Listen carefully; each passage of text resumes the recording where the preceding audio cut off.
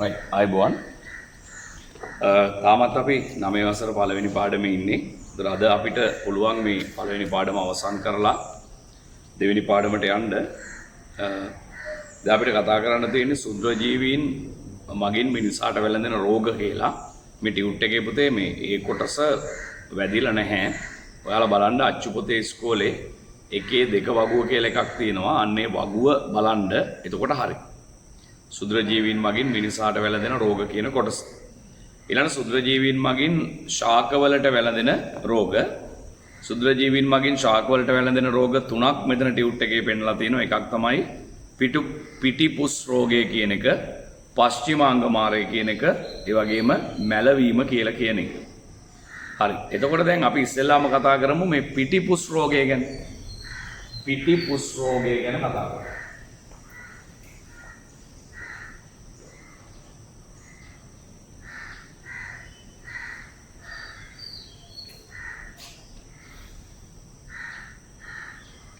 පිටිපුස් රෝගය.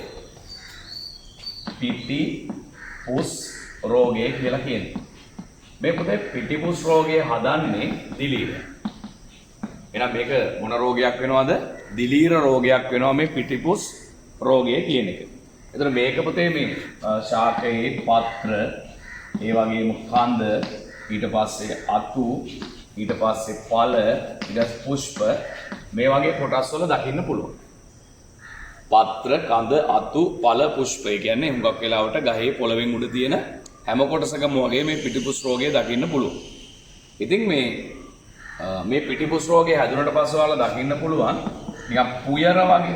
පුයර කියලා කියන්නේ පවුඩර් කියලා කියන්නේ පුයර වැනි කුඩු, සුදු පාට කුඩු. පුයර වැනි සුදු පාට කුඩු විශේෂයක් දකින්න පුළුවන්. පුයර වගේ සුදු පාට කුඩු විශේෂයක් දකින්න පුළුවන්. ඒ වගේම මේ කට්ටිය පුතේ ශාකයේ සෑම කොටසකටම හානි කරනවා. ශාකයේ සෑම කොටසකටම හානි කරනවා. ඉතින් මෙන්න මේ රෝගයට අපි කියනවා මොන රෝගය කියලාද? පිටිපුස් රෝගය කියලා කියනවා. මොන පුස් රෝගයද? පිටිපුස් රෝගය කියලා කියනවා. එහෙනම් මොකද්ද? පිටිපුස් රෝගය කියලා කියන්නේ දිලීර රෝගයක්. පත්‍ර, කඳ, අතු, ඵල, පුෂ්ප මේ හැම කොටසකම මේ தත්ත්වය දකින්න පුළුවන්. ඔයාලට දකින්න පුළුවන් මේ කොටස් වල පුයර වැනි සුදු පාට කුඩු වර්ගයක් ඒත් කොටස් වල තැම්පත් වෙලා තියෙනවා කියලා දකින්න පුළුවන්. ඒ වගේම ශාකයේ සෑම කොටසකටම හානි සිද්ධ කරනවා මෙන්න මේ දිලීරේ මගින්. පැහැදිලිනේ? හරි. එහෙනම් ලියන්න පිටිපුස් රෝගය ගැන. පිටිපුස් රෝගය. ලියන්න දිලීර රෝගයේකී පළවෙනි තත්ත්වය දිලීර රෝගයේකී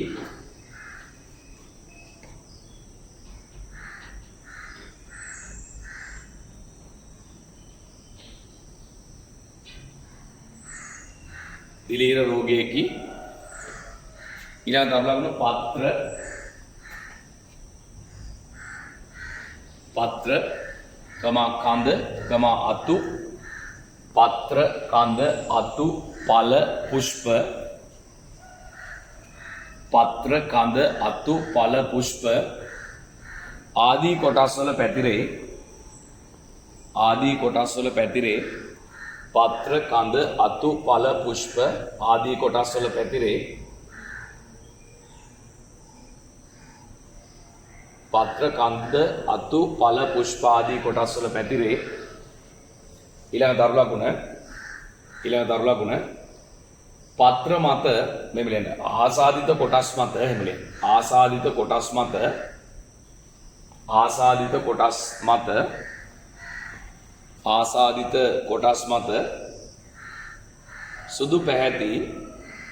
සුදු පැහැති පුයර වැනි කුඩු විශේෂයක්, එන පවුඩර් වගේ කුඩු විශේෂයක්.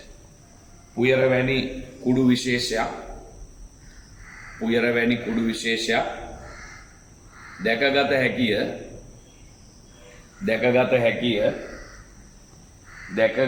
හැකිය. ඊළඟ තරු ලකුණ ශාකයේ සෑම කොටසකටම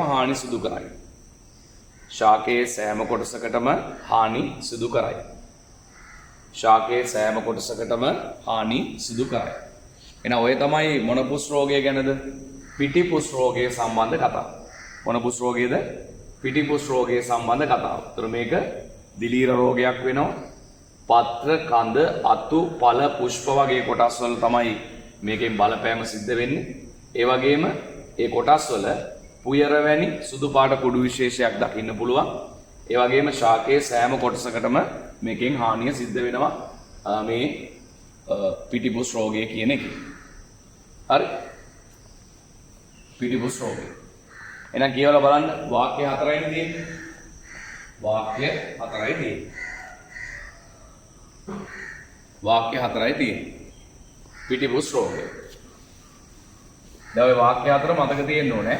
මොනවද වාක්‍ය 4? මේක දිලීර රෝගයක් කියන එක. පත්‍ර කඳ අතු මේ පුෂ්ප ඵල මේ වගේ හැම කොටසකම මේ රෝගේ පැතිරලා තියෙනවා දකින්න පුළුවන්. ඒ වගේම තමයි මොකක්ද මේ රෝගේ පැතිරිච්ච තැන්වල සුදු පාට පුයර වැනි කුඩු තැම්පත් වෙලා තියෙනවා දකින්නත් පුළුවන්කම තියෙනවා. ශාකයේ සෑම කොටසකටම මේ රෝග තත්ත්වය නිසා හානි සිද්ධ වෙනවා. ඊළඟ රෝගය තමයි පුතේ පස්චිම අංගමාර්ගය. පස්චිම අංගමාර්ගය. පස්චිම අංගමාර්ගය. පළවෙනියටම කියන්න තියෙන්නේ මේ පස්චිම අංගමාර්ගය කියන රෝග තත්ත්වය ඇති වෙන්නේ දිලීරයක් නිසා. මේ පස්චිම අංගමාර්ගය කියන රෝග තත්ත්වය ඇති වෙන්නේ දිලීරයක් නිසා. ඒක තමයි පළවෙනිම කරුණ. ඊට පස්සේ දෙවෙනි කාරණාව තමයි මේ රෝගය අර්ථාපල් ශාකයට බහුලව වැළඳෙනවා. අර්ථාපල් ශාකයට බහුලව වැළඳෙනවා. එතකොට මේකෙදි වෙන්නේ පුතේ මේ පත්‍ර මත දුඹුරු පාට ලප ඇති වෙනවා. දුඹුරු පාට ලප ඇති වෙනවා. ඒවා පසුව පුතේ කළු පාට වෙනවා. පසුව මේ දුඹුරු පාට ලප මොන පාට වෙනවද? කළු පාට වෙනවා. දුඹුරු පාට ලප කළු පාට වෙනවා. ඊට පස්සේ පුතේ මුලින් දැන් පත්‍රවලනේ. ඊට පස්සේ මේක ශාකයේ පුරාම පැතිරෙනවා. නැත්නම් ශාකයේ පුරාම ආසාදනය වෙලා තියෙනවා දකින්න පුළුවන්. ඔය ටික තමයි පස්චිමාංගමාරය ගැන අපි කතා කරන්නේ. පළවෙනි එක මොකද්ද? පස්චිමාංගමාරය කියලා කියන්නේ දිලීර රෝගයක්. මේක බහුලව වැළඳෙන ශාකයක් තමයි අර්ථාපල් කියලා කියන්නේ. අර්ථාපල් පත්‍ර මත දුඹුරු පාට ලප ඇති වෙනවා. ඒවා පසුව කළු පාට ලප බවට පත් වෙනවා. ඊටත් පස්සේ මේ රෝගය ශාකයේ පුරාම පැතිරෙන්න පටන් ගන්නවා. ඒක තමයි පස්චිම අංගමාරය කියලා කියන්නේ. ලියන්න. පළවෙනි තවරන දිලීර රෝගයේදී දිලීර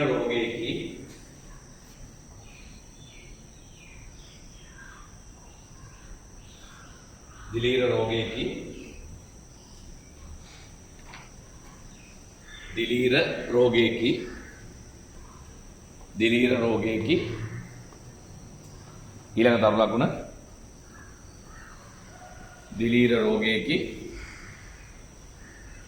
ඊළඟ තරු ලකුණ අර්ථාපල් ශාකයට බහුලව මෙම රෝගය වැළඳේ.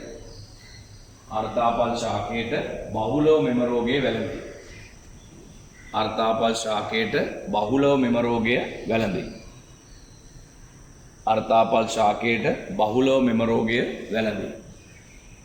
අර්ථාපල් ශාකයට බහුලව මෙම රෝගය වැළඳේ. තරුවක් දාන්න මෙහිදී පත්‍ර මත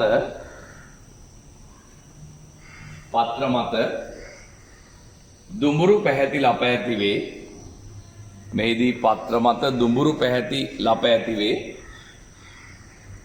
මෙහිදී පත්‍ර මත දුඹුරු පැහැති ලප ඇති වේ. පසුව ඒවා ඒකටම කියන්නේ පසුව ඒවා කළු පැහැයට හැරේ. පසුව ඒවා කළු පැහැයට හැරේ.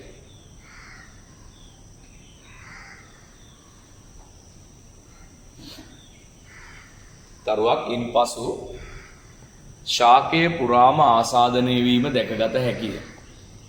ඉන්පසු ශාකයේ පුරාම ආසාදනය වීම දැකගත හැකිය. ඉන්පසු ශාකයේ පුරාම ආසාදනය වීම දැකගත හැකිය.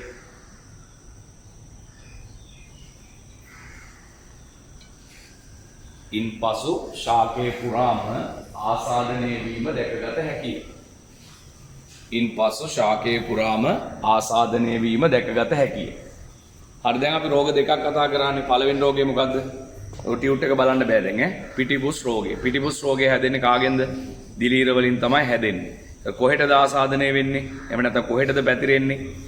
කඳේ තියෙන්න පුළුවන්, අතුවල තියෙන්න පුළුවන්, පත්‍රවල තියෙන්න පුළුවන්, පුෂ්පවල තියෙන්න පුළුවන්, පළවල තියෙන්න පුළුවන්. ඒ ආසාදනය වෙච්ච තැන් මොන පාටද අපිට පේන්නේ? සුදු පාට පුයර වගේ කුඩු තැම්පත් වෙලා තියෙන බව තමයි දකින්න පුළුවන්කම ලැබෙන්නේ. ඊට පස්සේ මේක ශාකයේ පුරාවටම, ඒ කියන්නේ ශාකයේ හැම කොටසකටම මේකෙන් හානි සිද්ධ කරනවා. ඊළඟ පශ්චිමාංගමාරය මේක දිලීර රෝගයක්. අර්ථාපල් ශාකයට බහුලව වැළඳෙන රෝගයක්. පත්‍ර මත දුඹුරු පාට ලප ඇති වෙනවා. පසු ඒව කළු පාට තත්වයටපත් වෙනවා. ඒ වගේම මේක ශාකයේ පුරාම ඊට පස්සේ ආසාදනය වෙන්න පුළුවන්කමක් තියෙනවා. ඊළඟ රෝගය තමයි මැලවීම කියලා කියන්නේ. මැලවීම කියලා කියන්නේ. මැලවීම. මේ මැලවීම කියන රෝගය බැක්ටීරියා නිසා ඇති වෙන්නත් පුළුවන්. මැලවීම කියන රෝගය බැක්ටීරියා නිසා ඇති වෙන්නත් පුළුවන්. ඒ වගේම දිලීර නිසා ඇති වෙන්නත් පුළුවන්. පුතේ ගස්වල ජලය ගිනියන පටකයක් තියෙනවා. ගස්වල ශාකවල ජලය ගිනියන පටකයක් තියෙනවා. ඒ ශාකවල ජලය ගිනියන පටකයට කියන්නේ ශෛලම පටකය කියලා. ශාකවල ජලය ගිනියන පටකයට මොකද්ද කියන්නේ? ශෛලම පටකය කියලා කියන්නේ. ඒ ශෛලම පටකයේ තියෙන අපතේ චූටි නාල. ඊටාම පුංචි නාල. ඒවා නිකන් ඇහැටවත් පේන්නේ නැති කුඩා නාල තියෙනවා. ඒ කුඩා නාල දිගේ තමයි ජලය ගෙනියන්නේ. ඒ නාලවල බැක්ටීරියා දිලීර පුතේ අවහිර වෙනවා. ඒ බැක්ටීරියා දිලීර මොකක් කරනවද? ඒ කට්ටිය අවහිර වෙනවා, બ્લોක් වෙනවා. දැන් ඒතර මොකද වෙන්නේ? මෙහෙන් එන ජලයට උඩට යන්න බෑ. ඇයි? නාල ටික මැද්දෙන් අවහිර වෙලානේ බැක්ටීරියා වලින් දිලීර වලින් මේ නාල අවහිර වෙලා. ඒ නිසා ජලයට උඩට යන්න බෑ. ජලයට ශාකයේ ඉහළට යන්න පුළුවන්කමක් නැත්තේ නේ. ජලයට ඉහළට යන්න බැරි නිසා පුතේ මොකද වෙන්නේ? උඩ කොටස් වලට ජලය නැහැනේ. එතකොට ඒ උඩ කොටස් ටික මැලවෙනවා. ජලය අඩු වෙනකොට ශාකයක් මැලවෙනවනේ. එහෙනම් ඔන්න මැලවීම කියන රෝගය. බැක්ටීරියා සහ දිලීර නිසා ඇති වෙන්න පුළුවන් මැලවීම කියන தත්ත්වය මේකෙදි වෙන්නේ ශාකයේ ජලය ගිනියන ශෛලම පටකය මේ කට්ටිය අවහිර කරනවා. ඒක ශාකයේ පුරා ජලය ගමන් කරන එක නතර වෙලා ශාකය මැලවෙනවා. ලියන්න. බැක්ටීරියා සහ දිලීර හේතුවෙන් ඇතිවේ. බැක්ටීරියා සහ දිලීර හේතුවෙන් ඇතිවේ. බැක්ටීරියා සහ දිලීර හේතුවෙන් ඇතිවේ.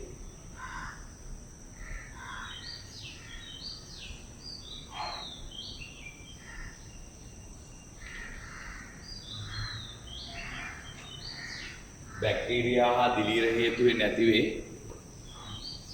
බැක්ටීරියා හා දිලීර හේතුවෙන් ඇතිවේ. තරුවක් දාලා ලියන්න. ලියන්න මෝන් ශාකවල ජලය පරිවහනය කරන ශාකවල ජලය පරිවහනය කරන ශාකවල ජලය පරිවහනය කරන ශාකවල ජලය පරිවහනය කරන ශෛලම පටකය. ශාකවල ජලය පරිවහනය කරන ශෛලම පටකය අවහිර කරයි. ශාකවල ජලය පරිවහනය කරන ශෛලම පටකය අවහිර කරයි. ශාකවල ජලය පරිවහනය කරන ශෛලම පටකය අවහිර කරයි. ශාකවල ජලය පරිවහනය කරන ශෛලම පටකය අවහිර කරයි. ලියන්න තරුවක් දාලා මේ නිසා ශාකයේ ඉහළ කොටස් වලට ශාකයේ ඉහළ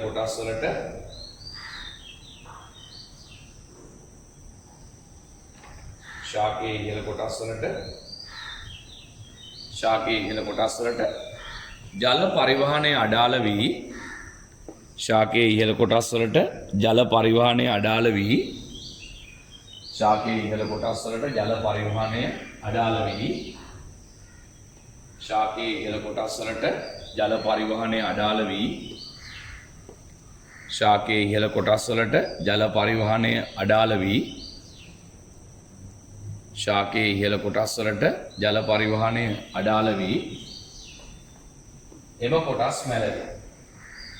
එම කොටස් මැලවේ.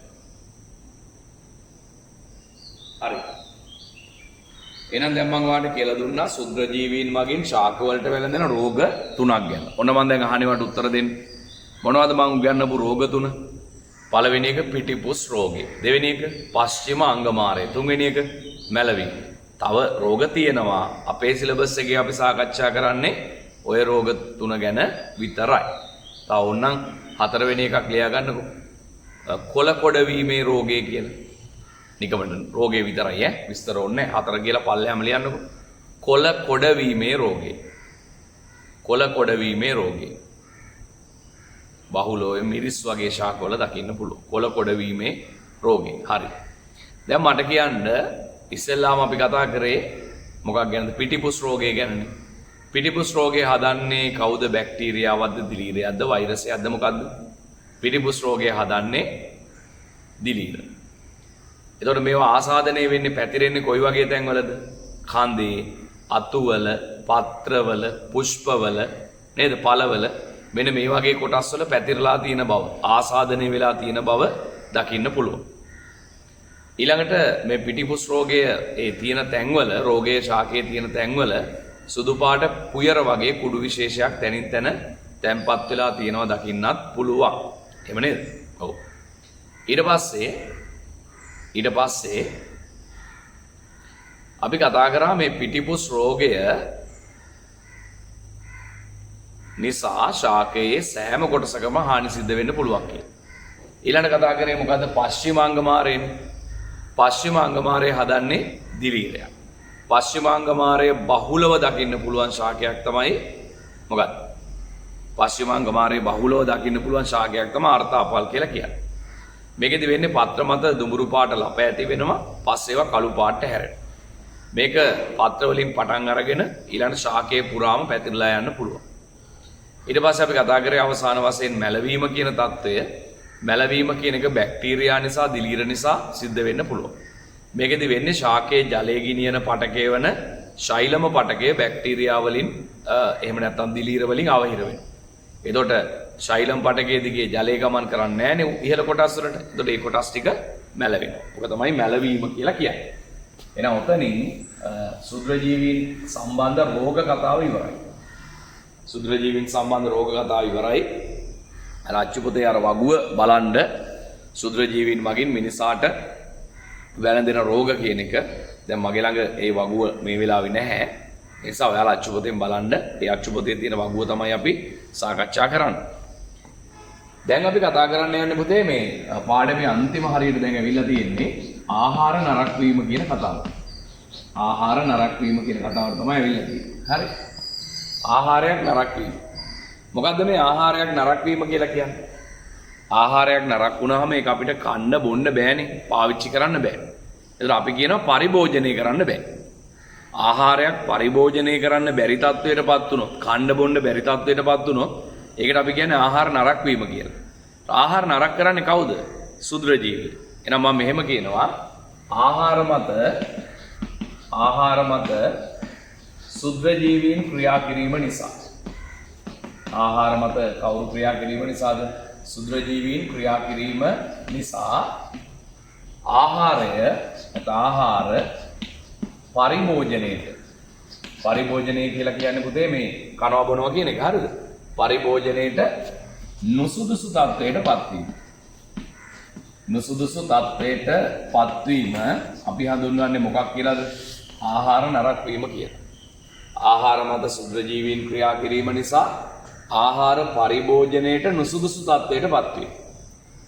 ආහාර මත සුද්ධජීවීන් ක්‍රියා කිරීම නිසා ආහාර පරිභෝජනයේට නුසුදුසු තත්වයකටපත් වුණොත් අපි ඒකට කියනවා ආහාර නරක වීම කියලා. එහෙනම් කියන්න බලන්න හැමෝම ආහාර මත සුද්ධජීවීන් ක්‍රියා කිරීම නිසා ආහාර පරිභෝජනයේට නුසුදුසු තත්වයකටපත් වීමට කියනවා මොකක් කියලාද? ආහාර නරක වීම කියලා. ආහාර මත සුද්ධජීවීන් ක්‍රියා කිරීම නිසා ආහාර පරිභෝජනයේට නුසුදුසු තත්වයකටපත් වීම ආහාර නරක වීමයි. තව පාරක් කියන්න. ආහාර මත සුද්ධජීවීන් ක්‍රියා කිරීම නිසා ආහාර පරිභෝජනයේට නුසුදුසු තත්වයකටපත් වීම අපි හඳුන්වන්නේ ආහාර නරක වීම කියලා. කොහොම කියන්න බලන්න. ආහාර මත සුද්ධජීවීන් ක්‍රියා කිරීම නිසා ආහාර පරිභෝජනයේට නුසුදුසු තත්ත්වයට පත්වීම ආහාර නරක් වීමයි. තව එකපාරක් කියන්නේ ආහාර මත සුද්ධ ජීවීන් ක්‍රියා කිරීම නිසා ආහාර පරිභෝජනයේට නුසුදුසු තත්ත්වයට පත්වීම ආහාර නරක් වීමයි. ඉතින් මේ ආහාර නරක් වීමට වැඩිපුරම දායක වෙන්නේ පුතේ බැක්ටීරියා සහ දිලීර. ආහාර නරක් කිරීමට වැඩිපුර දායක වෙන්නේ කවුරුද? බැක්ටීරියා සහ දිලීර තමයි ආහාර නරක් කරන්නේ. සමහර වෙලාවට පුතේ මේ කට්ටිය මේ ආහාරයට විෂ එකතු කරනවා. ආහාරයට විවිධ වර්ගවල විෂ එකතු කරනවා. එහෙම නැත්නම් තියෙන ආහාරය වෙනස් කරනවා. තියෙන ආහාරය වෙනස් කරනවා. ඒකේ ප්‍රතිඵලයක් විදිහට මේ ආහාරයේ ස්වභාවය වෙනස් වෙනවා. අතින් අල්ලපුවාම දැනෙන විදිය වෙනස් වෙනවා. ආහාරයේ තද ගතිය වෙනස් වෙනවා. ඊළඟට ආහාරයෙන් විවිධ අප්‍රසන්න ගන්ධයන්ගෙන් යුක්ත වායු පිට වෙන්න පටන් ගන්නවා. පැහැදිලිද? ආහාරයේ රසය වෙනස් කරනවා. සමහර ආහාර කනකොට ඇඹුල් රහක් එනවා. දැන් කිරි එකක් එහෙම නරක් වෙනකොට ඒ කිරි එක ඇඹුල් රහ වෙනවා. පැහැදිලිද? නරක් වුණා කියලා දැනගන්න පුළුවන්. හරි. ලියන්න වෙනා මෙහෙම රතු පෑනෙන් ලියුවොත් හොඳයි. එහෙම නේද මාතෘකාව තියෙන්නේ. ආහාර නරක් වේ. රූප දෙකක් තියෙන තක්කලි ගෙඩියකුයි මාළු ටිකකුයි නරක් වෙලා. තක්කලි ගෙඩිය නම් නරක් වෙලා කියලා පේනවා. මාළු ටික ඔහොම බැලුවට නරක් වෙලා කියලා නම් පේනවා අඩුයි නේද? හරි. හරි එහෙනම් මේ බලන්නකො. ඊට පස්සේ ආහාර නරක් වීම. ලියන්න මෙහෙම. ආහාර නරක් වීම කියන කතාව මෙහෙම ලියන්න. ආහාර මත රතු පෑන් ලියුවොත් හොඳයි ඈ. ආහාර මත සුද්ධ ජීවීන් ක්‍රියා කිරීම නිසා ආහාර මත සුද්ධ ජීවීන් ක්‍රියා කිරීම නිසා ආහාර මත සුද්ධ ජීවීන් ක්‍රියා කිරීම නිසා ආහාර මත සුද්ධ ජීවීන් ක්‍රියා කිරීම නිසා ආහාර මත සුද්ධ ජීවීන් ක්‍රියා කිරීම නිසා ආහාර පරිභෝජනයට නුසුදුසු තත්ත්වයට පත්වීම.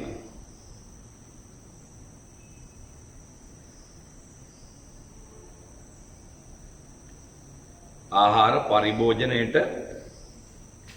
නුසුදුසු තත්ත්වයට පත්වීම. ආහාර පරිභෝජනයට නුසුදුසු තත්ත්වයට පත්වීම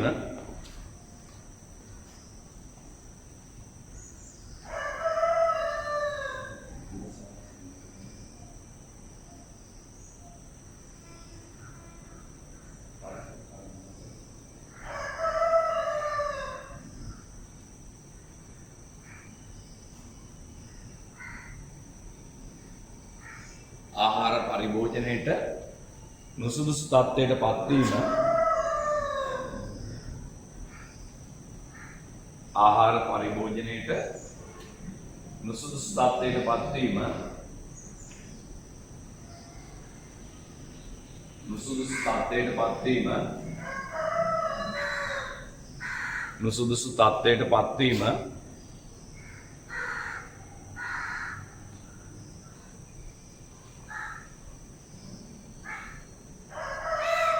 නුසුදුසු තත්ත්වයට පත්වීම ආහාර නරක් වීමයි. ආහාර නරක් වීමයි. ආහාර නරක් වීමයි. තරුවක් දාලා ලියන්න. මේ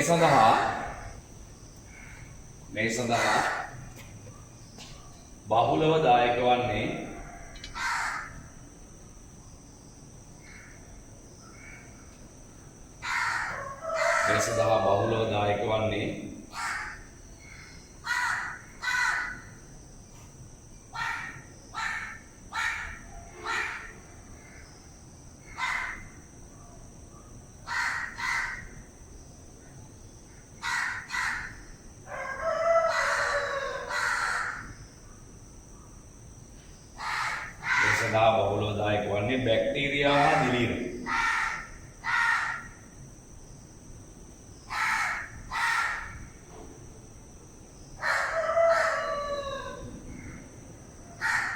මේ සඳහා බහුලව දායක වන්නේ බැක්ටීරියා හා දිලීරය.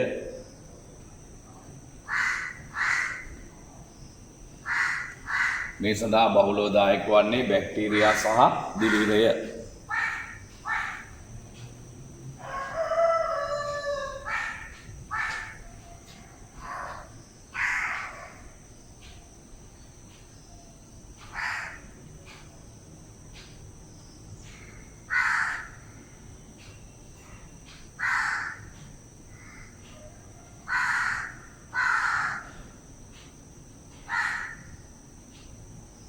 බැක්ටීරියා සහ දිලීරය. දැන් අපි බලමු මේ ආහාරයක් නරක් වීම කෙරෙහි බලපාන සාධක. ආහාර නරක් වීම කෙරෙහි බලපාන සාධක. ආහාර නරක් වීම කෙරෙහි බලපාන සාධක මොනවද කියලා බලමු.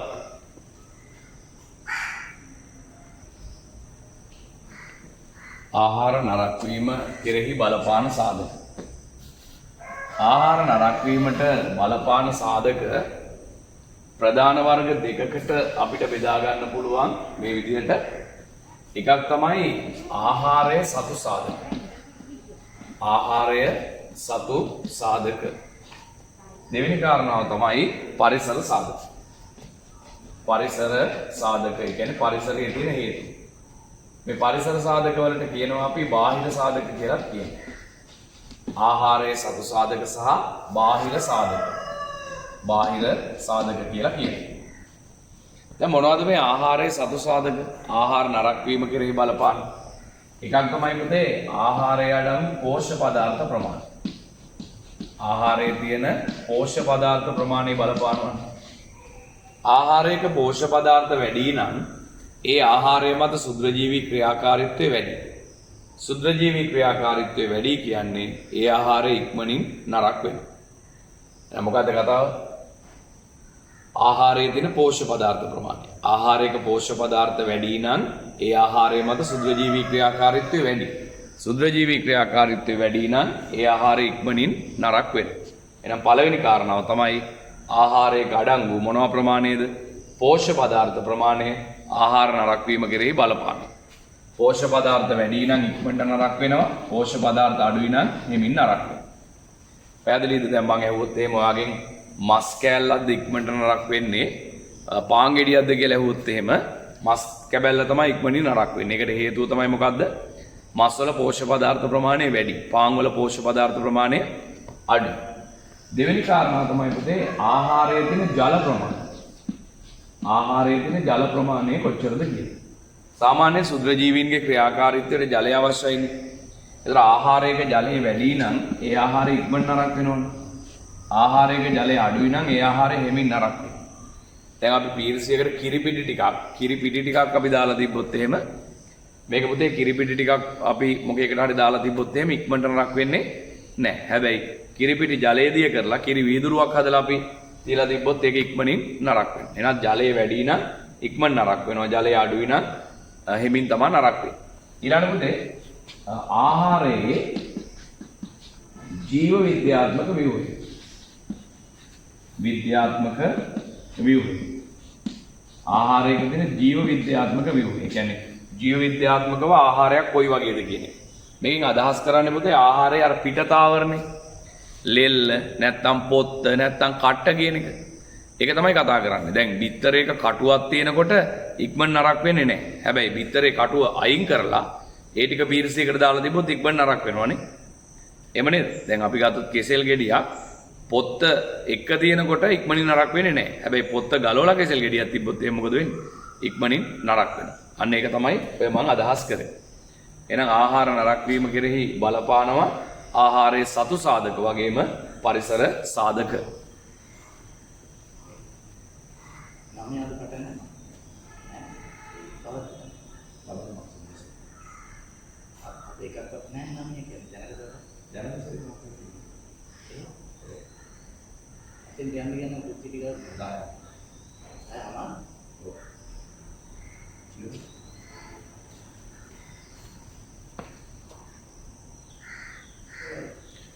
හරි. එතකොට ආහාරය සතු සාධක. ආහාරයේ සතු සාධක පළවෙනි සාධකය තමයි මොකක්ද? ආහාරයේ තියෙන පෝෂ්‍ය පදාර්ථ ප්‍රමාණය, ආහාරයේ තියෙන ජල ප්‍රමාණය, ආහාරයේ ජීව විද්‍යාත්මක ව්‍යුහය කියන එක. හරි. ලියන්නකෝ එනම් මෙහෙම. මේ ටිකත් මම කතා කරලා මෙන්නද? බාහිර සාධක කියලා කියන්නේ පුතේ උෂ්ණත්වය. ඒ කියන්නේ ආහාරයේ තියෙන පරිසරයේ උෂ්ණත්වය කියන එක, ඒ වගේම ආර්ද්‍රතාවය කියන එක.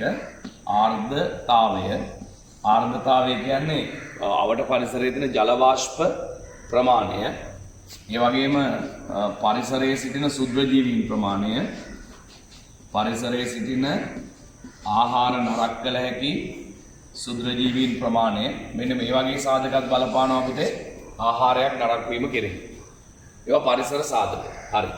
එහෙනම් ආහාර නරක වීම කෙරෙහි බලපාන සාධක ප්‍රධාන වර්ග දෙකකට කඩන්න පුළුවන්. ආහාරයේ සතු සාධක සහ පරිසර සාධක කියලා. ආහාරයේ සතු සාධක තමයි මේ තියෙන්නේ. ආහාරයේ තියෙන පෝෂ්‍ය පදාර්ථ ප්‍රමාණය, ආහාරයේ තියෙන ජල ප්‍රමාණය, ඒ වගේම ආහාරයක තියෙන ජීව විද්‍යාත්මක ව්‍යුහය වගේ දේවල්. ලියන්නකෝ මේ ආහාර නරක වීම කෙරෙහි බලපාන සාධක. හරි. එතනින් ඔයා ගන්න මේ මෙහෙම දෙකට බෙදන්න. ඔබ දෙකට බෙදන්නකෝ. දෙකට බෙදන්න. එක පැත්තකට දාන්න ආහාරයේ සතු සාධක කියලා, අනිත් පැත්තට දාන්න පරිසර සාධක නැත්නම් බාහිර සාධක කියලා ලියන්න. පරිසර සාධක නැත්නම් බාහිර සාධක කියලා ලියන්න.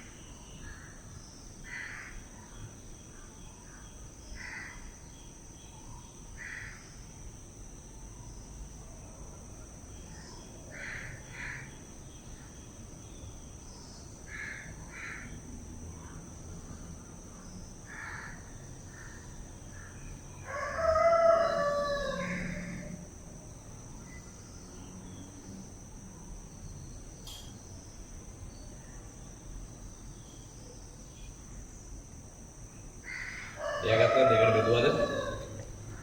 මේවා ලියන්න එපා. ආහාරයේ සතු සාධකයි පරිසර සාධක නැත්තම් බාහිර සාධක. දැන් ඔයා මේ පිටුව දෙකට මැදින් වගේ ඉරක් ගහන්නකො. පිටුව දෙකට මැදින් ඉරක් ගහන්නකො.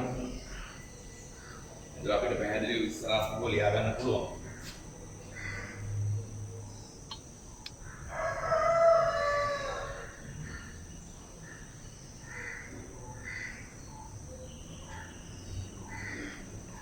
අර මෙහෙම ලියන්න. අංක 1 ආහාරයේ අඩංගු පෝෂ්‍ය පදාර්ථ ප්‍රමාණය. අංක 1 ආහාරයේ අඩංගු පෝෂ්‍ය පදාර්ථ ප්‍රමාණය. ආහාරයේ අඩංගු පෝෂ්‍ය පදාර්ථ ප්‍රමාණය. ආහාරයේ අඩංගු පෝෂ්‍ය පදාර්ථ ප්‍රමාණය. දැන් මම මෙහෙම ඊතල දැම්මොත් තේරෙයිද? සාමාන්‍ය අපේ පන්තියේ මෙහෙම ඊතල දාන්නේ දැන් මේ කියන එක්කෙනා වැඩි වුණොත් මාතෘකාවේ ඉන්න එක්කෙනා වැඩි වෙනවා කියන්නේ. මෙහෙම ඊතල දාන්නේ කියන එක්කෙනා අඩු වුණොත් මාතෘකාවේ ඉන්න එක්කෙනා අඩු වෙනවා. මොකද්ද? පෝෂ්‍ය පදාර්ථ ප්‍රමාණය වැඩි නම් ඒ ආහාරය ඉක්මනට නරක වෙනවා. පෝෂ්‍ය පදාර්ථයේ ප්‍රමාණය අඩුයි නම් ඒ ආහාරය හෙමින් නරක වෙනවා. මෙහෙම ඊතල දාගන්න. ඒතර ගොඩාක් සටහන් ලියන්න ඕනේ. සංකේත වලින් පාඩම් කරගන්න පුළුවන්.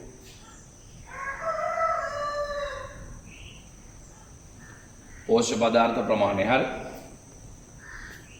දෙවෙනි එක ආහාරයේ අඩංගු ජල ප්‍රමාණය. ආහාරයේ අඩංගු ජල ප්‍රමාණය. ආහාරයේ අඩංගු ජල ප්‍රමාණය. ආහාරයේ අඩංගු ජල ප්‍රමාණය.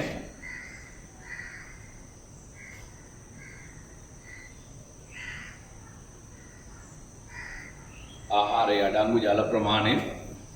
ඒකෙත් මේ විදිහට ඊතල දාන්නකො. ජල ප්‍රමාණය වැඩි නම් ඉක්මනින් නරක වෙනවා. ජල ප්‍රමාණය අඩුයි නම් හිමින් නරක වෙනවා කියන එක තමයි මේකේ තේරුම. ජල ප්‍රමාණය වැඩි නම් ඉක්මනින් නරක වෙනවා. ජල ප්‍රමාණය අඩුයි නම් හිමින් නරක වෙනවා. ඒකට අපි උදාහරණයක් නිකමට ලියලා තියමු. පහලින් උදාහරණ කියලා ඉඳ තියෙනවනේ. උදාහරණ කියලා ලියන්න. කිරි පිටි සෙමින් නරක වන අතර කිරිපිටි සෙමින් නරක් වන අතර කිරිපිටි ජලයේ දිය කළ විට ඉක්මනින් නරක් වේ. කිරිපිටි ජලයේ දිය කළ විට ඉක්මනින් නරක් වේ. කිරිපිටි ජලයේ දිය කළ විට ඉක්මනින් නරක් වේ. කිරිපිටි ජලයේ දිය කර විට ඉක්මනින් නරක් වේ. තුන්වෙනි එක ආහාරයේ ජීව විද්‍යාත්මක ව්‍යුහය. ආහාරයේ ජීව විද්‍යාත්මක ව්‍යුහය. ආහාරයේ ජීව විද්‍යාත්මක ව්‍යුහය. ඒ අර්ථය යන දරුවක් දාලා ඊට පහලින් ඝනකම් කටුවක් හෝ පොත්තක් ඝනකම් කටුවක් හෝ පොත්තක් ආහාරයේ පිටතින් නැති විට ඝනකම් කටුවක් හෝ පොත්තක් ආහාරයේ පිටතින් නැති විට ඝනකම් කටුවක් හෝ පොත්තක් ආහාරයේ පිටතින් නැති විට ඝනකම් කටුවක් හෝ පොත්තක් ආහාරයේ පිටතින් නැති විට සුද්‍රජීවීන්ට ඇතුළු වීම අපහසු නිසා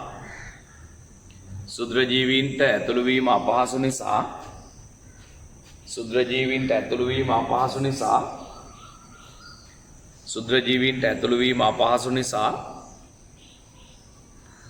ඉක්මනින් නරක්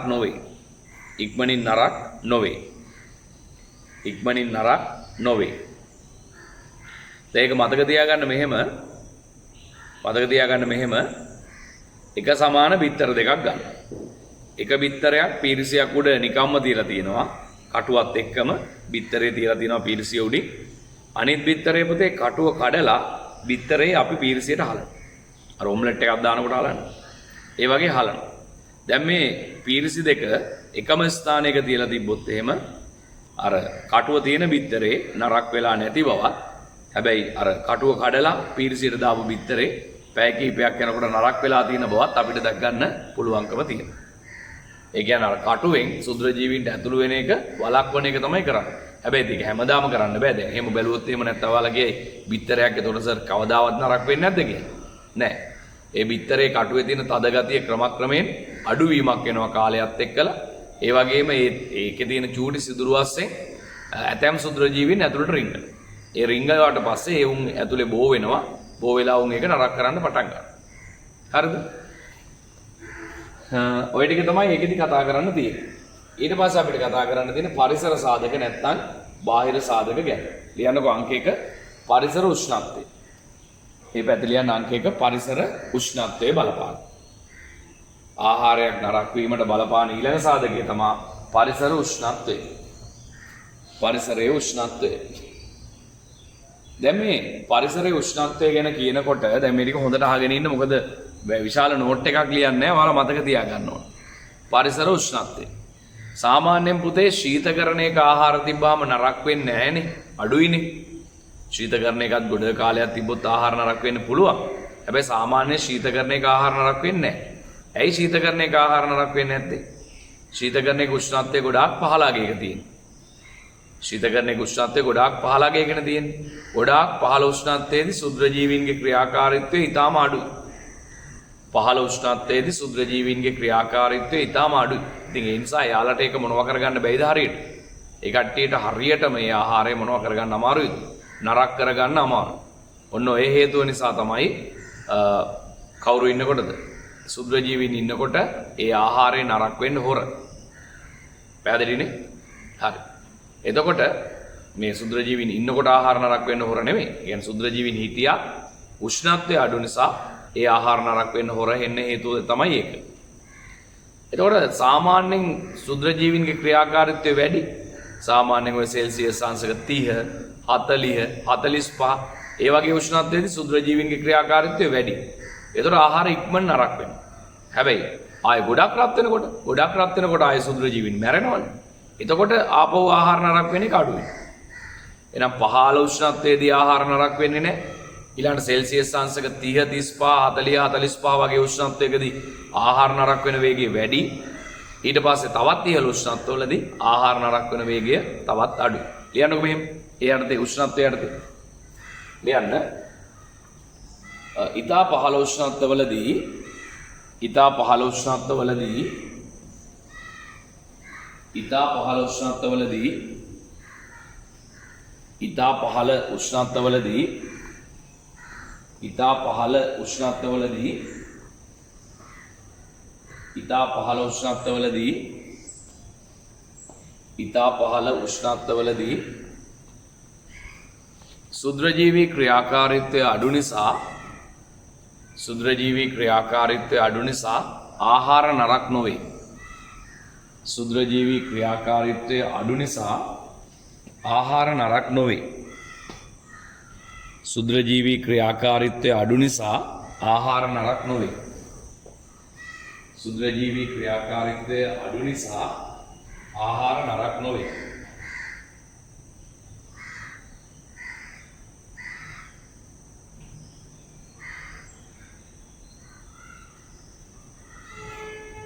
සුද්‍රජීවී ක්‍රියාකාරීත්වය ඉතා අඩු නිසා ආහාර නරක් නොවේ. සුද්‍රජීවී ක්‍රියාකාරීත්වය ඉතා අඩු නිසා ආහාර නරක් නොවේ. සුද්‍රජීවී ක්‍රියාකාරීත්වය ඉතා අඩු නිසා ආහාර නරක් නොවේ. ඊළඟ කරුණ සෙල්සියස් අංශක 40 වැනි උෂ්ණත්වයේදී උෂ්ණත්වය යටතේ මම අපි ලියන්නේ සෙල්සියස් අංශක 40 වැනි උෂ්ණත්වයේදී सेल्सियस अंशक 40 වැනි උෂ්ණත්වයේදී සුද්‍රජීවී ක්‍රියාකාරීත්වය වැඩි නිසා सेल्सियस अंशक 40 වැනි උෂ්ණත්වයේදී සුද්‍රජීවී ක්‍රියාකාරීත්වය වැඩි නිසා සුද්‍රජීවී ක්‍රියාකාරීත්වය වැඩි නිසා සුද්‍රජීවී ක්‍රියාකාරීත්වය වැඩි නිසා सेल्सियस अंशक 40 වැනි උෂ්ණත්වයේදී සුද්‍රජීවී ක්‍රියාකාරීත්වය වැඩි නිසා ඉක්මනින් ආහාර නරක් වේ. ඉක්මනින් ආහාර නරක් වේ.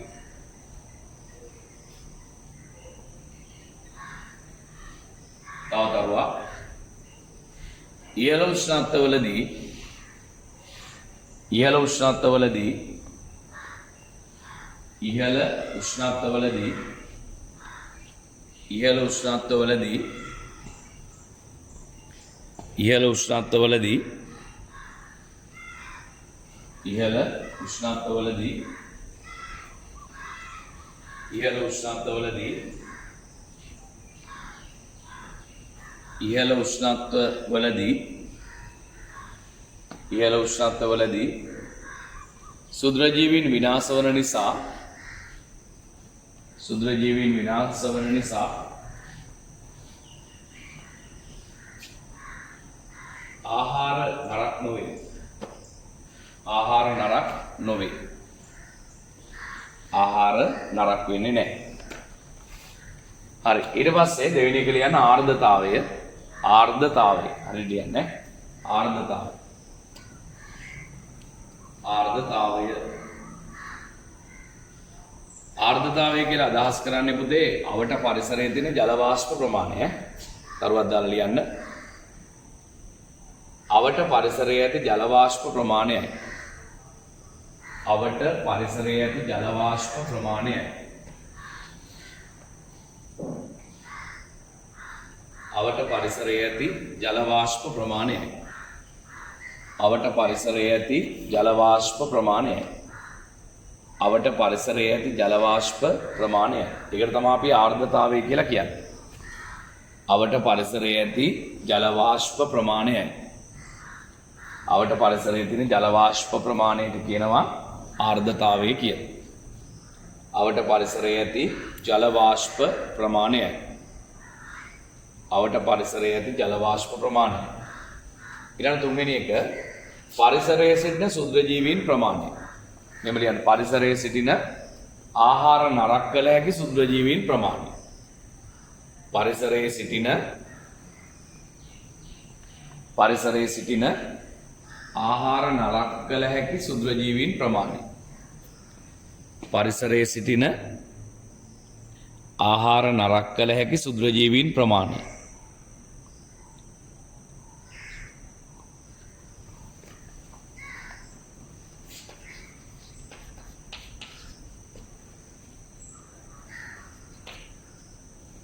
පරිසරයේ සිටින ආහාර නරක කළ හැකි සුද්‍ර ජීවීන් ප්‍රමාණය.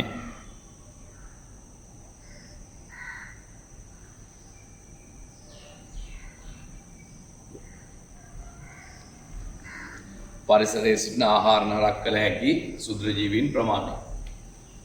තව එකක් ලියන්න හතරවෙනි එක පරිසරයේ ඇති වායු වර්ග. පරිසරයේ ඇති වායු වර්ග. පරිසරයේ ඇති වායු වර්ග. පරිසරයේ ඇති වායු වර්ග. පරිසරයේ ඇති වායු වර්ග. පරිසරයේ ඇති වායු වර්ග. ඒවත් බලපානවා ආහාර නරක වීම කෙරෙහි.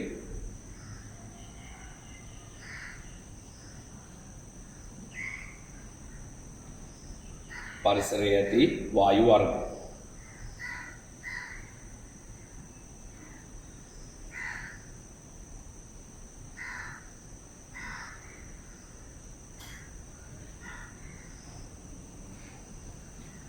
පරිසරයේ ඇති වායු වර්ග. හරි. එතකොට දැන් ඔයාලට මේ කතාව පැහැදිලි නේද? දැන් මොනවද මං කිව්වේ? ආහාර නරක වීම කියලා කියන්නේ මොකද්ද? ආහාර මත සුද්ධ ජීවීන් ක්‍රියා කිරීම නිසා ඒ ආහාරයේ පරිභෝජනයට නුසුදුසු තත්ත්වයට පත් වෙනවා. ආහාර මත සුද්ධ ජීවීන් ක්‍රියා කිරීම නිසා ආහාරයේ පරිභෝජනයට නුසුදුසු තත්ත්වයට පත් වෙන එක තමයි ආහාර නරක වීම කියලා කියන්නේ. ආහාර නරක වීමට බලපාන සාධක ප්‍රධාන පැති දෙකකට බෙදුවා. එකක් ආහාරයේ සතු සාධක, අනිත් එක පරිසර සාධක. ආහාරයේ ඇතුලේ තියෙන දේවල්, ආහාරයේ පිටත තියෙන දේවල්. එකක් තමයි ආහාරයේ තියෙන පෝෂ්‍ය පදාර්ථ ප්‍රමාණය. ආහාරයක පෝෂ්‍ය පදාර්ථ වැඩි නම් ඒ ආහාරය ඉක්මනට නරක වෙනවා. සුද්ධ ජීවී ක්‍රියාකාරීත්වය වැඩි හින්දා. ආහාරයක පෝෂ්‍ය පදාර්ථ අඩු නම් ඒ ආහාරය හිමින් නරක වෙන්නේ. සුද්ධ ජීවී ක්‍රියාකාරීත්වය අඩු හින්දා. ඊළඟ කාරණාව තමයි ආහාරයේ තියෙන ජල ප්‍රමාණය. ජලය වැඩි නම් සුද්ධ ජීවී ක්‍රියාකාරීත්වය වැඩි, ඒ හින්දා ඉක්මනට නරක වෙනවා. ඊළඟට ජලය අඩුයි නම් සුද්ධ ජීවී ක්‍රියාකාරීත්වය අඩුයි, ආහාරය හිමින් නරක වෙනවා. ඊළඟට ආහාරයේ තියෙන ජීව විද්‍යාත්මක ව්‍යුහය, ඒ කියන්නේ පිටත තියෙන ආවරණය කොයි වගේද කියන එක. ධනකම් කටුවක් පොත්තක් තිබ්බොත් සුද්ධ ජීවීන්ට ඇතුළු වෙන්න අමාරුයිනේ. ඒතකොට ඒ ආහාරය ඉක්මන නරක වෙන්නේ නැහැ. ඊළඟ පරිසර සාධක. පරිසර සාධකයන්දී අපි කතා කරේ මුලින්ම උෂ්ණත්වය. උෂ්ණත්වය සාමාන්‍යයෙන් පහළ උෂ්ණත්වයේදී සුද්ධ ජීවී ක්‍රියාකාරීත්වය අඩු නිසා ආහාර නරක වෙන්නේ නැහැ. සෙල්සියස් අංශක 40-45 වගේ උෂ්ණත්වයේදී සුද්ධ ජීවීන්ගේ ක්‍රියාකාරීත්වය වැඩි නිසා ඉක්මන නරක වෙනවා. ඉහළ උෂ්ණත්වවලදී සුද්ධ ජීවීන් මැරෙනවනේ. ඒ නිසා ඒ උෂ්ණත්වයේදී ආහාර නැවත නරක වීමක් වෙන්නේ නැහැ. ඊළඟ කාරණාව තමයි ආර්ද්‍රතාවය. ආර්ද්‍රතාවය කියලා කියන්නේ පරිසරයේ තියෙන ජල වාෂ්ප ප්‍රමාණය. පරිසරයේ ජල වාෂ්ප වැඩි නම්, තෙතමනේ වැඩි නම් ඒ ආහාරය ඉක්මන නරක වෙනවා. ඊළඟ පරිසරයේ ඉන්න ආහාර නරක කරන්න පුළුවන් සුද්ධ ජීවීන් ප්‍රමාණය. ඒතර පරිසරයේ ඉන්න ආහාර නරක කරන්න පුළුවන් සුද්ධ ජීවීන් වැඩි නම් ඒ ආහාරය ඉක්මන නරක වෙන්න ඕනේ. ඊළඟ කාරණාව තමයි පරිසරයේ තියෙන වායු වර්ග. දැන් උදාහරණයක් ඔක්සිජන් වගේ වායු වැඩිපුර තියෙනකොට ඒ ඔක්සිජන් පාවිච්චි කරන ආහාර නරක කරන සුද්ධ ජීවීන් ඉන්නවනම් එයාලගේ ක්‍රියාකාරීත්වය වැඩිනේ. ඒතර ආහාරය ඉක්මන නරක වෙනවා. පැහැදිලි නේද? හරි. ඔය කතා කරේ ආහාර නරක වීම කෙරෙහි බලපානයේ සාධක ටික. ඊට පස්සේ ඊළඟ ප්‍රශ්නේ බලන්න මොකද්ද දෙන්නේ කියලා. ආහාර නරක වීමේදී ඇතිවන භෞතික විපර්යාස සහ රසායනික විපර්යාස මොනවාද? භෞතික විපර්යාස සහ රසායනික විපර්යාස මොනවාද? ආහාර නරක වීමේදී සිද්ධ වෙන භෞතික විපර්යාස සහ රසායනික විපර්යාස. මේක හරි වැදගත් පුතේ. ආහාරයක් නරක වෙනකොට සිද්ධ වෙන භෞතික විපර්යාස සහ රසායනික විපර්යාස මොනවද කියන කාරණා. හරිද? ආහාරයක් නරක වෙනකොට සිද්ධ වෙන භෞතික සහ රසායනික විපර්යාස. මම දෙකට බෙදන්නම්. මේ පැත්තට ගන්නම්කෝ භෞතික විපර්යාස. මේ පැත්තට ගන්නම් භෞතික විපර්යාස. භෞතික විපර්යාස. මේ පැත්තට මම ගන්නම් රසායනික විපර්යාස කියන ඒවා ගන්න.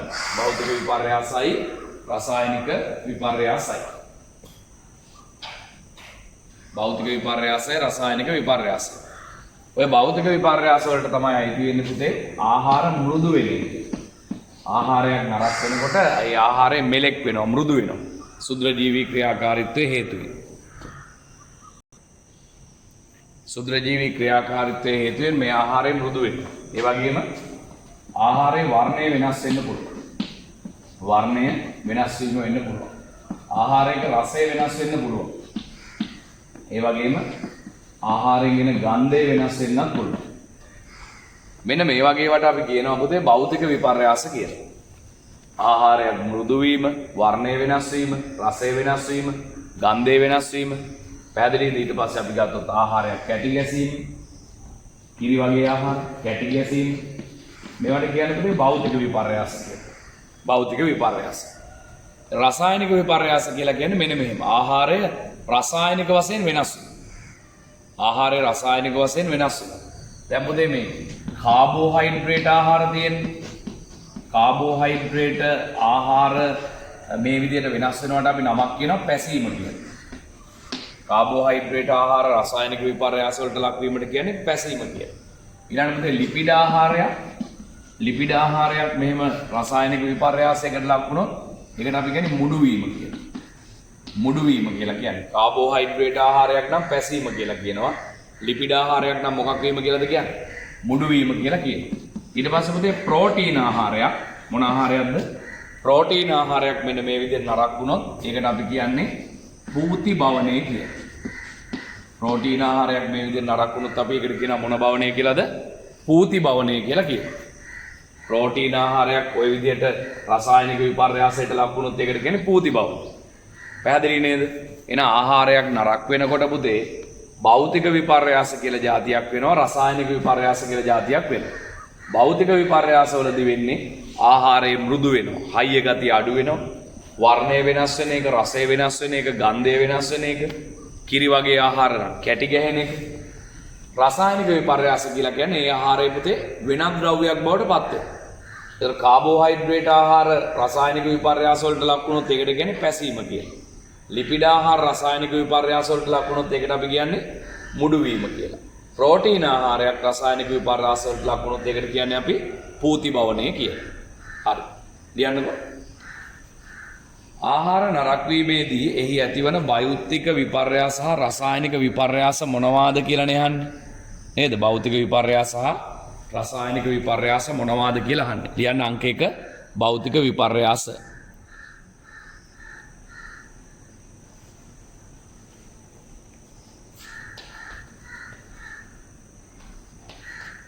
භෞතික විපර්යාස. භෞතික විපර්යාස.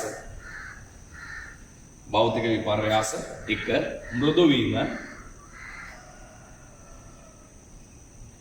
මෘදු වීම.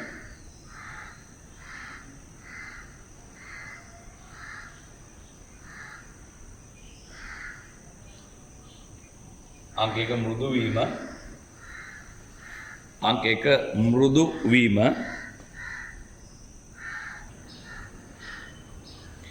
හරි. එතකොට පළවෙනි එක මෘදු වීම. අංක 2 පුතේ වර්ණය වෙනස් වීම. අංක 2 වර්ණය වෙනස් වීම.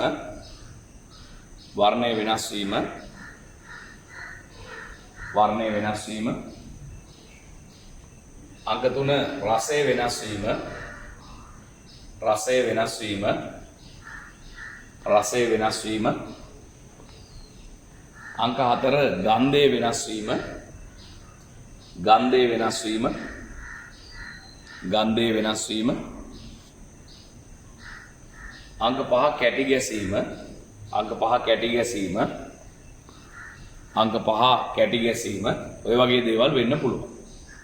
හරි. ඊට පස්සේ ලියන්න ඊළඟ පිටුවේ මම හිතන්නේ ඉඩ තියෙනවා. ලියන්න රසායනික වෙනස් වීම. නැත්නම් රසායනික විපර්යාස. අංක 2 රසායනික විපර්යාස. රසායනික විපර්යාස. ඒ අර්ථය ලියන්න කරුණක් දාලා කාබෝහයිඩ්‍රේට් ආහාර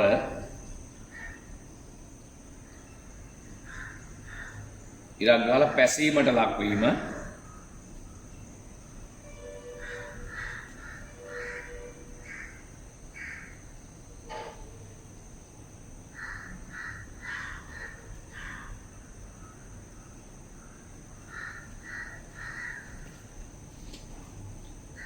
කාබෝහයිඩ්‍රේට් ආහාර ඉරක් ගාලා පැසීමට ලක්වීම. 2 ලිපිඩ ආහාර ඉරක් ගාලා ලියන මුඩු වීම. ලිපිඩ ආහාර ඉරක් ගාලා ලියන මුඩු වීම. ඊට පස්සේ ප්‍රෝටීන ආහාර 3 වෙනි එක ප්‍රෝටීන ආහාර ප්‍රෝටීන ආහාර පූති භවණයට ලක්වීම. ප්‍රෝටීන ආහාර පූති භවණයට ලක්වීම. ප්‍රෝටීන ආහාර පූති භවණයට ලක්වීම. ප්‍රෝටීන ආහාර පූති භවණයට ලක්වීම. හරි. එහෙනම් ඔන්න ආහාර නරක වීම කියන කතාව අවසන් වෙනවා ඔතනින්. එතකොට දැන් අපි කතා කරේ පුතේ සුද්ධ ජීවීන්ගේ කර්මාන්ත ගැනනේ. සුද්ධ ජීවීන්ගේ කර්මාන්ත ගැන කතා කරා, හදන ලෙඩ රෝග ගැන කතා කරා, ආහාර නරක වීම ගැන කතා කරා, සුද්ධ ජීවීන් පිළිබඳ විස්තර කියලා දුන්නා, බැක්ටීරියා ගැන, දිලීර ගැන, වෛරස් ගැන. ඒ කියන්නේ මේ වෙනකොට ඔයාලට සුද්ධ ජීවීන් ගැන ලොකු අවබෝධයක් තියෙනවා. දැන් මම මේ කතා කරන්න යන්නේ මේ සුද්ධ ජීවීන් පාවිච්චි කරලා නිපදවන ආයුධ වර්ගයක් ගැන. මේවට කියන්නේ ජීව විද්‍යාත්මක ආයුධ, එහෙම නැත්නම් බයොලොජිකල් වෙපන්ස් කියලා කියනවා. ලෝකේ භයානකම ආයුධය මොකක්ද කියලා ඇහුවොත් ඉස්සර මිනිස්සු කිව්ව පරමාණු බෝම්බය කියලා. ලෝකේ භයානකම ආයුධය තමයි පුතේ ජීව විද්‍යාත්මක ආයුධ. දැන් අපි මේ දවස්වල මුහුණ පාලා ඉන්නවා කොරෝනා වෛරසය කියන තත්වයට, ඒකෙන් ඇති වෙන මේ රෝග තත්වයට අපි මුහුණ දීලා ඉන්නවා. මේකත් සමහරලාවට ජීව විද්‍යාත්මක කවියක් වෙන්න පුළුවන්. තාම සාක්ෂි හරියට තහවුරු වෙලා නැහැ. නමුත් සමහරු කතා බහට ලක් වුණා නේද පහුගිය කාලේ මේක මේ චීනෙන් හදපු එකක් කියලා. චීනෙන් හදලා ලෝකේ පුරා ව්‍යාප්ත කරපු එකක් කියන කතාව පහුගිය කාලේ ගියා. ඒක 100%ක් තහවුරු වෙලා නැහැ. නමුත් සමහර විට එහෙම වෙන්න පුළුවන්. එතකොට දැන් විද්‍යාඥයන්ට පුළුවන් පුතේ මේ විද්‍යාගාරවලදී හදන්න විශේෂ බැක්ටීරියා. ඔය ජාන හැම වෙනස් කරලා විශේෂ බැක්ටීරියාව හදන්න පුළුවන් උග්‍ර විෂ නිපදවන බැක්ටීරියා. උග්‍ර විෂ නිපදවන බැක්ටීරියා හදන්න පුළුවන්කම තියෙනවා. එතකොට මේ උග්‍ර විෂ නිපදවන බැක්ටීරියා පුතේ බැරි වෙලාවත් හැමේ ගෑවුනොත් එහෙම හැම කුණු වෙනවා. බැරි වෙලාවත් ඒ જાතියේ බැක්ටීරියා ශ්වසන පද්ධතියට ගියොත් එහෙම පුතේ ශ්වසන පද්ධතිය කුණු වෙනවා. ඒ වගේ බැක්ටීරියා ආහාර මාර්ගයේ දිගේ ගියොත් එහෙම පුතේ ආහාර මාර්ගේ කුණු වෙනවා. ආයෙ ඉතින් ඒවට ටික කුණු වුණාම ආයෙ ගන්න දෙයක් නැහැ. පුද්ගලයෝ මැරෙනවා. ඒ නිසා පුතේ එක පරීක්ෂණ නලයක ඉන්න සුද්ධ ජීවීන් වෙනත් රටකට වැටෙන්න සලස්වලා රටක් විනාශ කිරීමේ හැකියාව තියෙනවා මෙන්න මේ ජීව විද්‍යාත්මක අවිවරණ. සමහරට මේ කොරෝනා වෛරසයත් චීනය විසින් නිෂ්පාදනය කරන්න ඇත්තේ වෙනත් රටවල් වලට පතුරු ආහාරින්න වෙන්න පුළුවන්. දැන් බලන්නකෝ සාමාන්‍යයෙන් එහෙම ආයුධයක් හදන කට්ටිය පුතේ ඒකට ප්‍රතිකාරයක් හදනවා. ඒ ආයුධයක් හදන කට්ටිය ඒකට ප්‍රතිකාරයක් හදනවා. දැන් බලන්න චීනයේ තමයි මුලින්ම මේ රෝගේ ව්‍යාප්ත වුනේ. දරුණු ලෙස මිය ගියා කියලා කියනවා. දරුණු ලෙස මිය ගියා කියලා කියනවා. නේද? අන්තිමේදී ඒ කට්ටිය මේ රෝග පාලනය කරනවා. දැන් අද චීනයට ප්‍රශ්නයක් නැහැ. චීනයට කොරෝනා වලින් ප්‍රශ්නයක් නැහැ. ඔය කලාතුරකින් රෝගීන් කීප දෙනෙක් හමු වුණා කියලා කියනවා. ඒ ඇරෙන්න චීනයට අද ප්‍රශ්නයක් නැහැ. සමහර විට වෙනත් රටවල් වල ආර්ථිකය බිඳවට්ටන්න ඒ කට්ටිය ගහපු ප්ලෑන් එකක් වෙන්න පුළුවන්. සමහර විට මම හරියට දන්නේ නැහැ. මම කියන්නේ මේ වගේ දේවල් රටවල් වලට කරන්න පුළුවන්. ඒ නිසා අනාගතයේදී පුතේ අපිට ජීවත් වෙන්න වෙන්නේ මේ වගේ දේවල් එක්ක තමයි ජීවත් වෙන්න වෙන්නේ. මිනිස්සු විසින් මිනිස්සු මරන්න මේ වගේ දේවල් හදනවා. එතකොට Tamanටත් පරිස්සම් වෙන්න වෙනවා. දැන් බලන්නකෝ ඔය පල්ලෙහා රූපය. දැන් ඔන්න ඔය විදිහට තමයි අනාගතයේදී ඉන්න වෙන්නේ. ඒ කියන්නේ වෙනම ආවරණ දාගෙන නේද? වෙනම ආවරණ දාගෙන තමයි ඒ කට්ටියට ඉන්න වෙන්නේ. හරි. ලියන්නකෝ මෙහෙම. යුද කටයුතු සඳහා යොදා ගන්නා යුද කටයුතු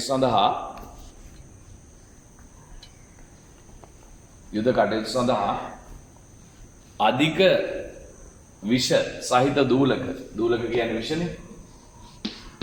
අධික විෂ සහිත දූලක නිපදවන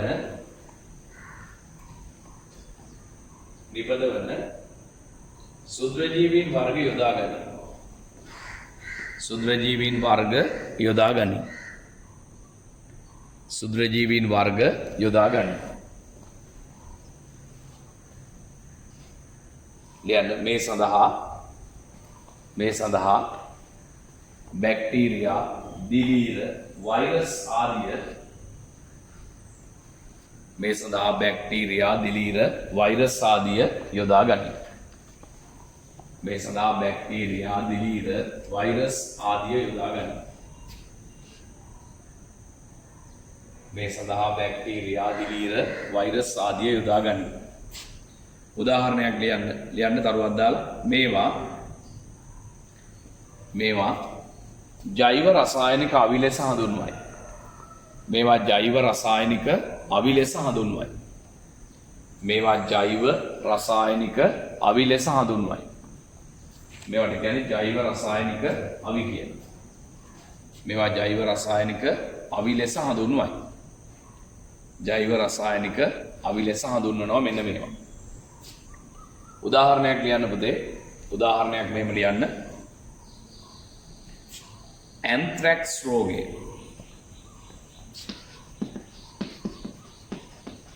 ඇන්ත්‍රැක්ස්.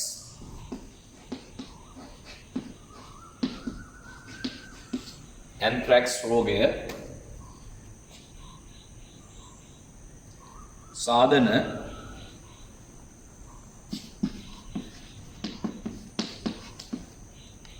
බැක්ටීරියාව වන්නේ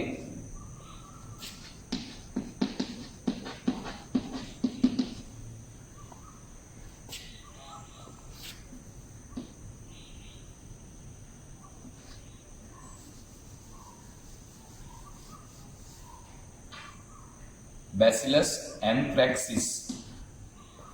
Bacillus anthracis.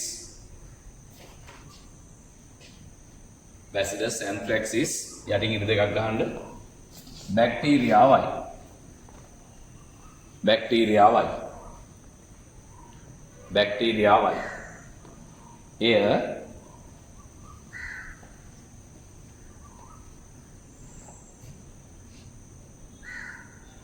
දරුණු ජෛව රසායනික අවියකි. එය දරුණු ජෛව රසායනික අවියකි. එය දරුණු ජෛව රසායනික අවියකි. තරුවක් දාන්න. මෙමගින්